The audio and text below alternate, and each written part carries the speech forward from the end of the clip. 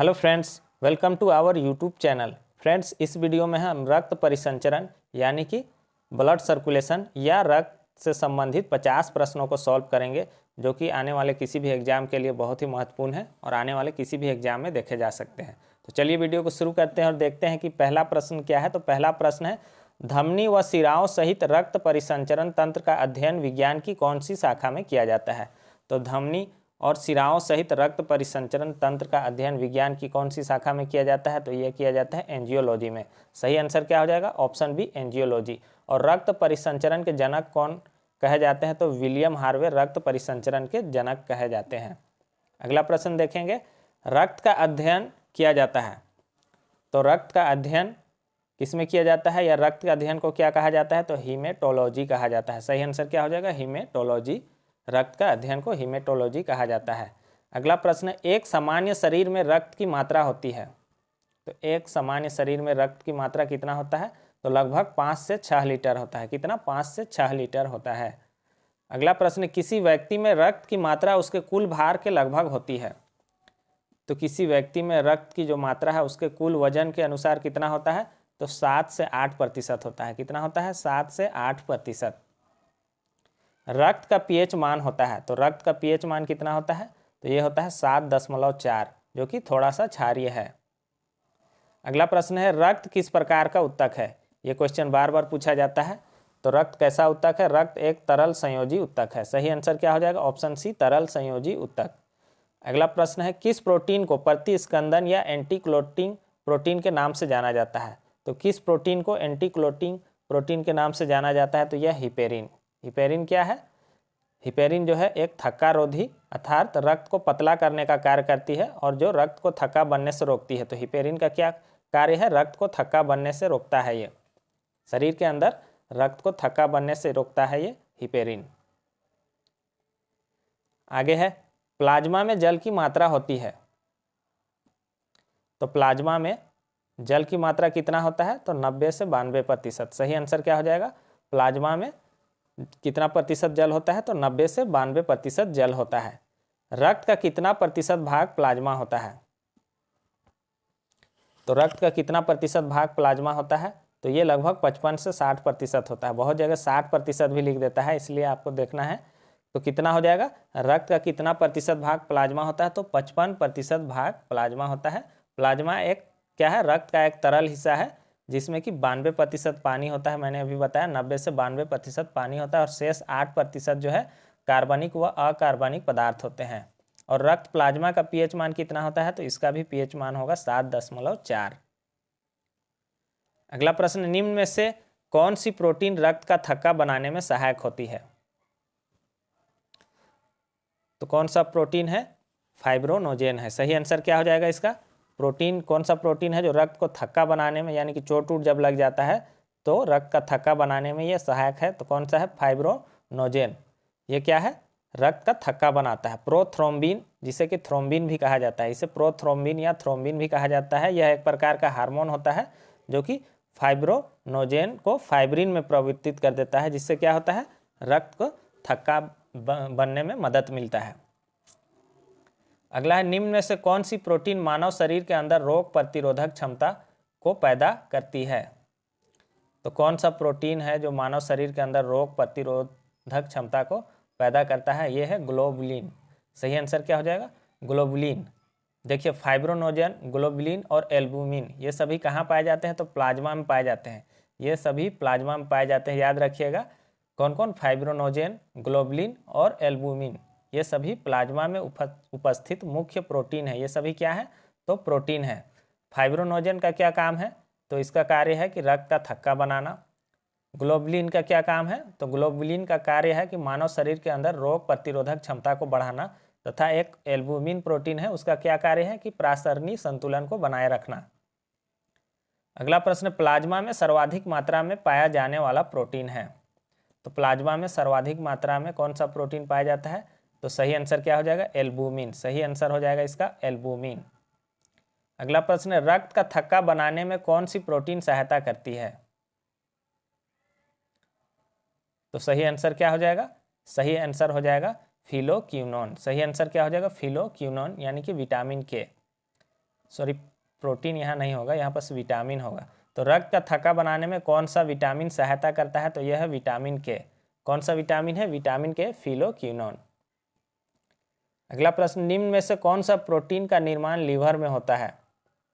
तो किस प्रोटीन का निर्माण जो है लीवर में होता है?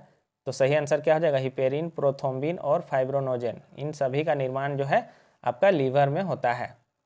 लाल रक्त कणिकाओं का निर्माण मानव शरीर के अंदर कहाँ होता है? तो ये क्वेश्चन बहुत आसान है और बार बार पूछा जाता है इस तरह का क्वेश्चन। तो ये इसका निर्माण जो है लाल रक्त कणिकाओं का यानी कि रेड ब्लड सेल का निर्माण जो है अस्थि मज्जा में होता है। और मृत्यु कहाँ होता है? प्लीहा में। मृत्यु होता है प्लीहा और यकृत दोनों में होता है। और प्लीहा को आरबीसी का कब्रगाह कहा जाता है। आरबीसी का कब्रगाह क्यों कहा जाता है प्लीहा को?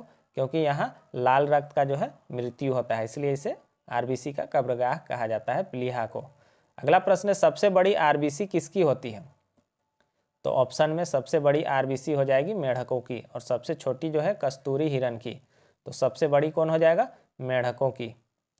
पुरुषों में आरबीसी की संख्या होती है, तो एक वयस्क पुरुष में आरबीसी की संख्या कितना होता है? ऑप्शन के हिसाब से हो जाएगा लगभग 5 मिलियन, यानी कि ये 4.6 से 6.2 मिलियन पर MM³ होता है। कितना होता है? 4.6 से 6.2 मिलियन पर MM³। जबकि एक वयस्क महिला में ये थोड़ा कम होता है, 4.2 से 5.4 मिलियन पर MM³ होता है। मनुष्य की आरबीसी का जीवन काल होता है, तो मनुष्य के आरबीसी का जीवन काल जो होता है 20 से 120 दिन होता है। कितना होता है? 20 से 120 दिन तक होता है। तो सही आंसर क्या हो जाएगा? Option A. आरबीसी का कब्रिस्तान किसे कहा जाता है? तो मैंने अभी बताया आरबीसी का कब्रिस्तान कहा जाता है प्लीहा को। सही आंसर क्या हो जाएगा? प्लीहा को।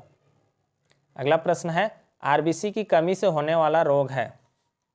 तो ये सब क्वेश्चन बहुत ही रिपीट होते हैं। तो आरबीसी यानी कि रेड ब्लड सेल की कमी से होने वाला रोग है एनीमिया, और ऐसे में आयरन रिच फूड को डाइट में शामिल करने की सलाह दी जाती है, यानी कि जिस फूड में खाने में आयरन ज़्यादा है तो उसको लेने का सलाह दिया जाता है। तो आरबीसी की कमी से कौन सा रोग होता है? एनीमिया। हीमोग्लोबिन क्या है?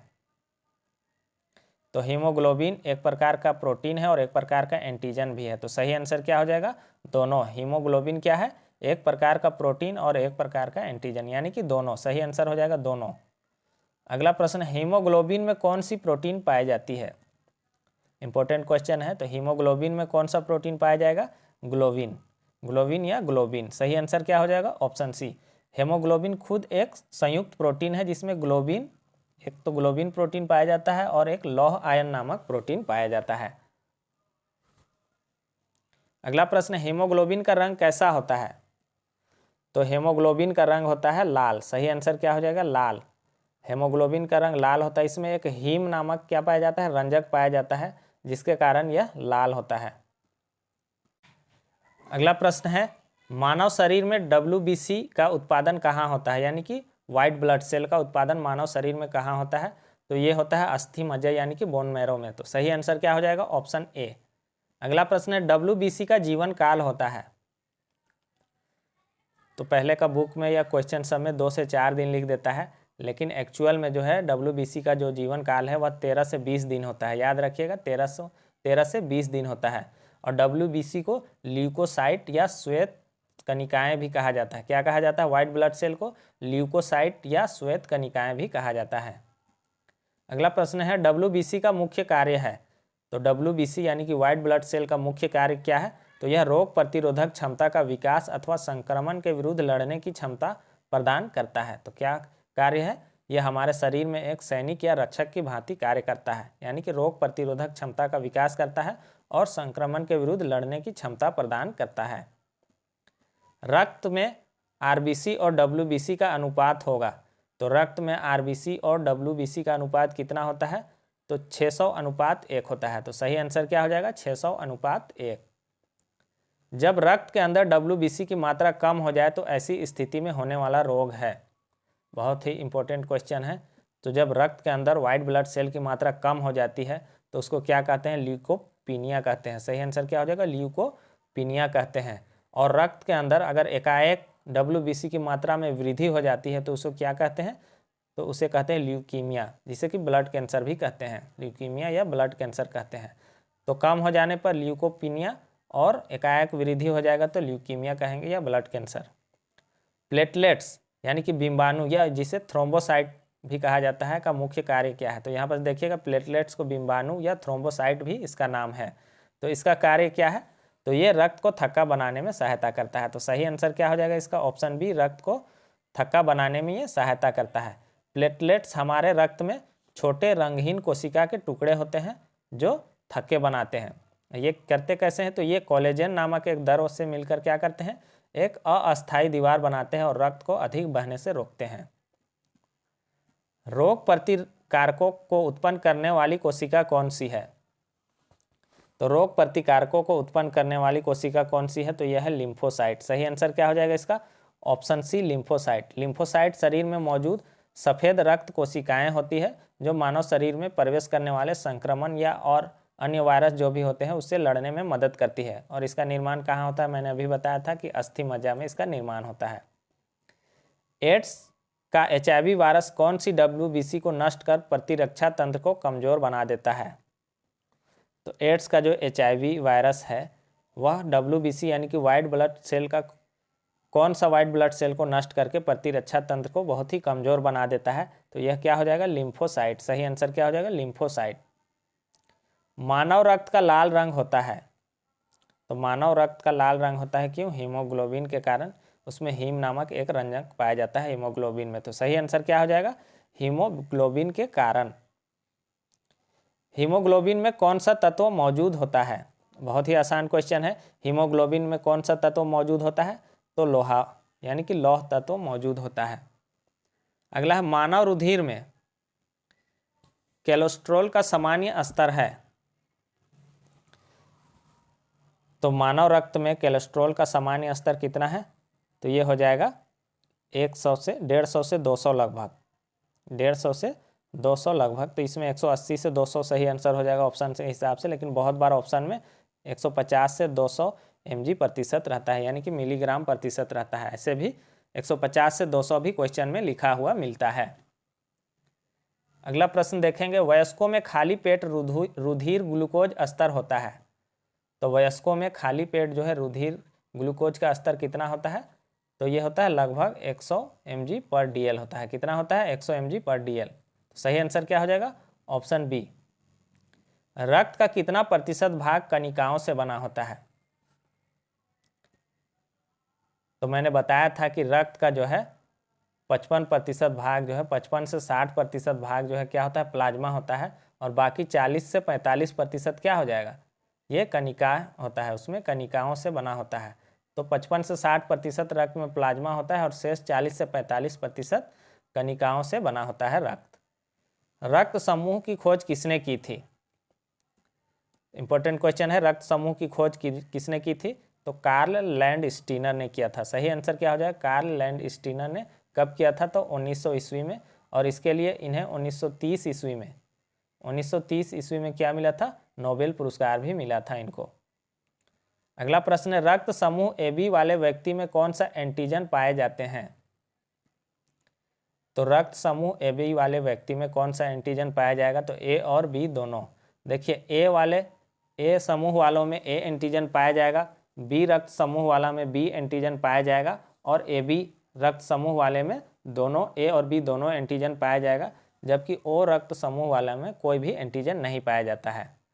रक्त समूह O वाले व्यक्ति में कौन सा एंटीजन होगा? तो मैंने अभी बताया कि रक्त समूह O वाले व्यक्ति में कोई भी एंटीजन नहीं होगा। सर्वदाता रक्त समूह किसे कहा जाता है? तो सही आंसर क्या हो जाएगा? सही आंसर हो जाएगा O नेगेटिव, या केवल O रहेगा। A, AB, B और O इस तरह से रहेगा रक्त समूह दिया हो। तो सही आंसर क्या हो जाएगा? O। सर्वग्राही रक्त समूह यानी कि जो सबसे रक्त ग्रहण कर सकता है, तो वह कौन सा हो जाएगा? वह हो जाएगा AB नेगेटिव। और यही अगर केवल रहेगा AB, A, O, B इस तरह से ऑप्शन रहेगा तो क्या हो जाएगा? AB ऑप्शन में सही आंसर हो जाएगा। AB वाला व्यक्ति किस किस को रक्त दे सकता है? तो AB वाला व्यक्ति जो है किस किस को रक्त दे सकता है? तो AB वाला व्यक्ति किसको रक्त दे सकता है? तो सही आंसर हो जाएगा यह केवल A और B को दे सकता है, क्योंकि अगर ए को देगा तो उसमें बी एंटीजन चला जाएगा, और अगर बी को केवल देगा तो उसमें ए एंटीजन चला जाएगा, इसलिए वह केवल ए और बी को ही दे सकता है। रक्त समूह ओ वाला व्यक्ति किस किस से रक्त ले सकता है? तो रक्त समूह ओ वाला व्यक्ति किस से रक्त ले सकता है? तो ओ वाला किससे ले सकता है? केवल ओ से ले सकता है। तो सही आंसर क्या हो जाएगा? ऑप्शन डी, केवल ओ से। यदि पिता का रक्त समूह ए व माता का रक्त समूह बी हो तो इनमें से होने वाली संतानों में कौन सा रक्त समूह हो सकता है? तो पिता का रक्त समूह अगर ए है और माता का रक्त समूह बी हो तो उसका संतान में कौन सा रक्त समूह हो सकता है? तो उसका संतान में ए बी ये सभी हो सकता है। उसका रक्त समूह ए भी हो सकता है, बी भी हो सकता है और ए बी भी हो सकता है। तो सही आंसर क्या हो जाएगा? सभी। सर्वग्राही रुधिर कौन सा होता है? तो सर्वग्राही रुधिर यानी कि जो सबसे रुधिर ग्रहण कर सकता है, मैंने अभी बताया, तो ये ए बी होगा। रक्त ए बी वाला व्यक्ति ऐसे व्यक्ति को रक्तदान करता है जिसका रक्त वर्ग हो। तो वही क्वेश्चन को घुमा के पूछा है कि रक्त ए बी वाला व्यक्ति जो है ऐसे व्यक्ति को रक्तदान करता है जिसका रक्त वर्ग होगा क्या? A B. सही आंसर क्या होगा? ए बी ग्रुप वाला को करेगा। RH फैक्टर की खोज सन 1940 में किसके द्वारा किया गया था? तो RH फैक्टर का खोज जो है 1940 ईस्वी में किसके द्वारा किया गया था?